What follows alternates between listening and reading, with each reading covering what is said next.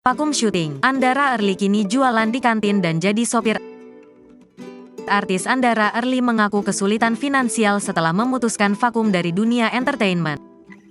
Bahkan dia sempat keteteran bayar cicilan dan tagihan-tagihan.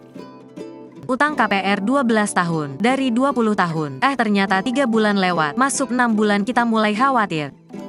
Cost yang tadinya kita siapin buat daily cost sudah makin habis. Sedangkan kita nggak ada pemasukan baru. Cerita Andara Early di akun YouTube Cumi Cumi.